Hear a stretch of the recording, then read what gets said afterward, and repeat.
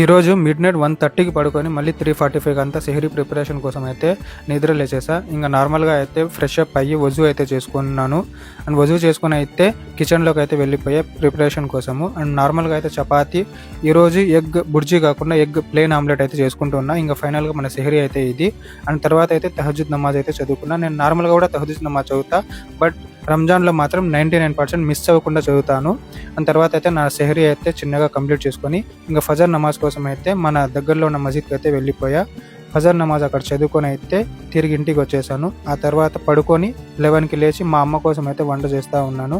And వంట అయితే మొత్తం కంప్లీట్ చేసి ఇంట్లో పనులన్నీ కూడా కంప్లీట్ చేసి, ఈరోజు ఫ్రైడే కాబట్టి ఫ్రెష్‌గా స్నానం చేసి మసీద్‌కి వెళ్ళి నమాజ్ చదువుకొని, నా కోసం చికెన్ అయిపోయింది, షాప్‌కి వెళ్ళి చికెన్ తెచ్చుకొని నా డిన్నర్ కోసం అయితే చికెన్ ప్రిపేర్ చేసి పెట్టేసి ఆఫ్టర్‌నూనే.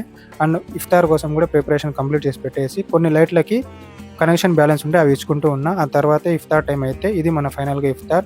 దువా చదువుకొని అయితే ఇఫ్తార్ అయితే కంప్లీట్ చేసేసా చిన్నగా. అండ్ ఇఫ్తార్ కంప్లీట్ చేసి మళ్ళీ మగ్రిబ్ నమాజ్ కోసం అయితే మసీద్‌కి వెళ్ళి నమాజ్ అయితే చదువుకొని అండ్ పీలర్‌కి అయితే స్టార్ట్ అయిపోయాను. అండ్ అక్కడ మన పని చూసుకొని మళ్ళీ ఇషా నమాజ్, తరావీ నమాజ్ కోసం అయితే పీలర్ మసీద్‌కి వెళ్ళి అక్కడ చదువుకొని తిరిగి ఇంటికి అయితే బయలుదేరి వచ్చేసి నా డిన్నర్ అయితే కంప్లీట్ చేసేసాను అండ్ పడుకునేసా.